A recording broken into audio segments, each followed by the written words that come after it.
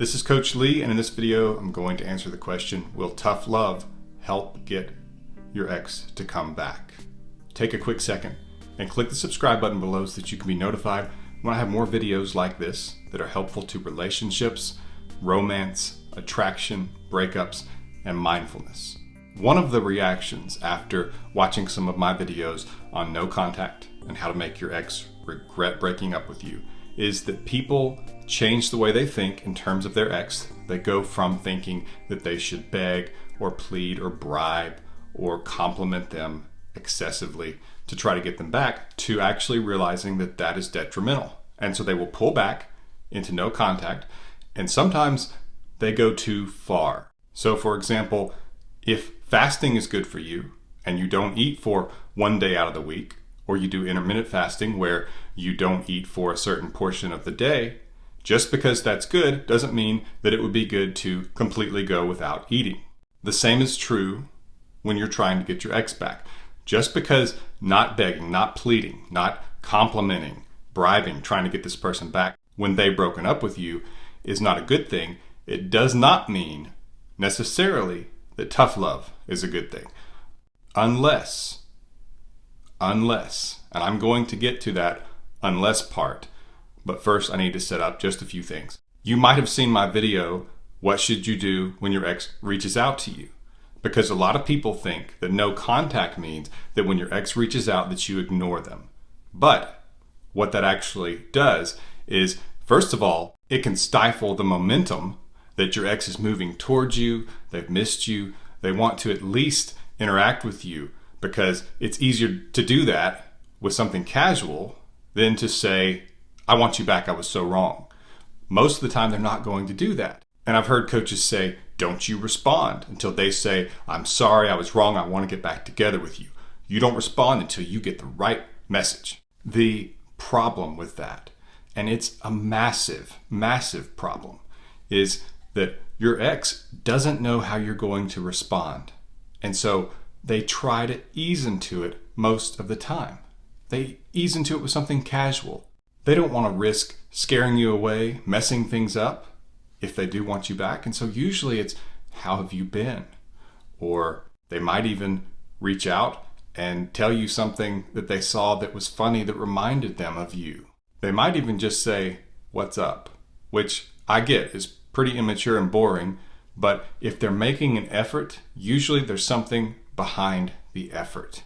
And so some people will give you the advice that you should completely ignore this person until they say, I want to get back together, I was so wrong. And then you respond. Here's the problem. And if a lot of these people had more practical coaching experience where they were actually working with people and not just saying things that sounded good, then they would know this too. The problem is that usually if you ignore them for the casual things, they think there's no way you would respond if they say something big.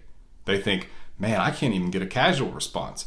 I'm not there yet in terms of being able to get serious in my conversation with this person, because they think they have to build up to it. That's what we normally do.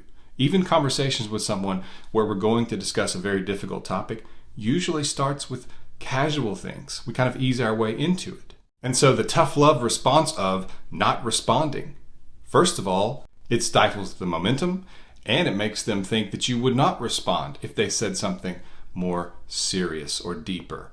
And so you're already behind if you're ignoring them. But the other thing is that a lot of times they think that you are just not going to respond, and it's a rejection they feel, which nobody likes to feel rejection. That's why the game of hard to get very rarely works, and when it does work, it only works for a short period of time. Now, I'm not saying that you should be super easy and that there should be no mystery and that there should be no effort on your part to have your own life and do things and pursue passions that are separate from this person when you're trying to attract them. But if you are trying to play a game with this person that you are hard to get, thinking that that will move them on faster or that that will attract them, there's a lot of evidence that shows that doesn't work, especially in this day and age when people, especially men, have faced a lot of rejection because they're expected to be the ones who approach. And so they become gun shy. It's almost like PTSD, post-traumatic stress disorder, in terms of so many men that I speak to just become terrified of approaching women to ask them out because they've been rejected so many times. And a lot of times, women who I talk to will tell me they said no at first because they thought they were supposed to play hard to get so that the guy would start pursuing harder and just be crazy about them. And what happened was that the guy was rejected, and it made him even more afraid to approach her, or more gun shy, or whatever you want to call it. And so he just gave up. So you have to be careful when you start thinking about tough love. Another thing people do when they think that they're using tough love, the tough love mindset to get their ex back, is they will be harsh with them. I've even heard coaches say that you should be clear with what you're upset about and why you will not engage in small talk with them. I don't understand, because I've seen so many cases and I know that that does not work at all, and usually it just makes the other person mad, and then they think this is why I broke up with them in the first place, even if it wasn't.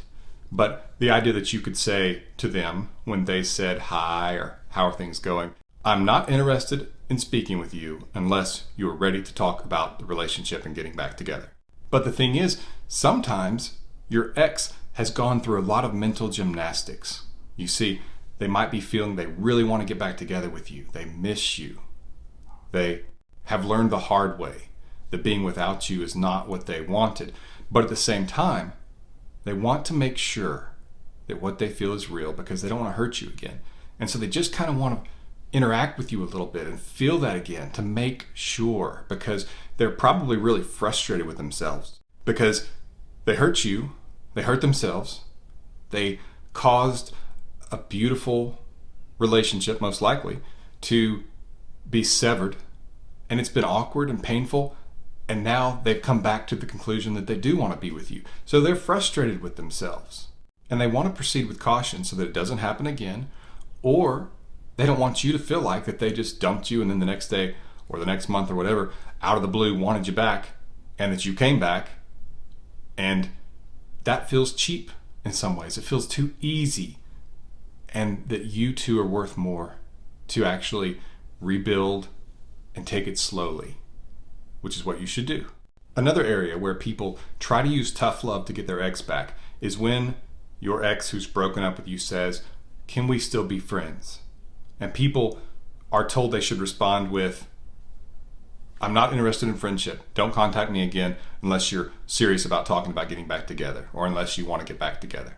Whereas the principle behind that response is pretty good, as far as you don't want to actually be friends with this person and let that be the norm of the relationship you have with them. That's certainly true, because if you want to be romantic with them, sometimes that can get you in a hole where you're perceived as just being a friend, a buddy, a platonic person or relationship in their life. You don't want that. But you also don't want to set the bar so high for them to start to move back towards you that they feel like they can't do it. And what I mean by that is this. If they feel like the only point that they can contact you is when they're 100% certain that they want to go back to the relationship you had at the level of seriousness that it was, what happens is, if they are not quite sure yet, and sometimes it takes interacting with you some, seeing you again, to fully get there, then they will find a reason not to reach out. They'll say, well, I'm not 100% sure. And that's what they told me that they expected. So I can't reach out yet. And they will just keep delaying it. And what can happen is you can enable them to get over you, because they will find reasons not to reach out to you, because they will assume that you don't want to hear from them unless they are 100% ready to get back together with you. And that prevents you from being able to reattract them, because you want them to reach out to you so that you can be attractive and you can pull them back towards you with your conversation skills, with your flirting, with your mentioning of romantic memories and inside jokes that you have with this person, and getting to see them face to face, which is when you can be your most attractive, because you get to use all three elements of yourself: mind, body, and spirit. So you don't want to use tough love and put up hurdles to them reaching out to you. You want them to feel like that if they wanted to just kind of interact with you, that they could reach out, because that increases your chances so much, because you are able to interact with them. And they feel like that you are, in some ways, the calm in the storm, that you're not this dramatic source in their life, that you're not this angry source, but that they can still interact with you because the two of you have this connection and it's still there and they can still reach out to you. But if they feel like they have to meet some criteria before they can reach out to you, you lower your chances. And they actually start to train themselves not to reach out to you, even though they want to. They learn to fight against it, which is not what you want. For example, on the first date, did you sit down with them and say, we're not going to go forward in this date unless you're convinced you want me to be the one and you want to be in a serious relationship right now? No. You started the process of interacting with them, learning things about them and sharing things about yourself. You developed intimacy. You attracted them. You had experiences with them, conversations, and you two grew together.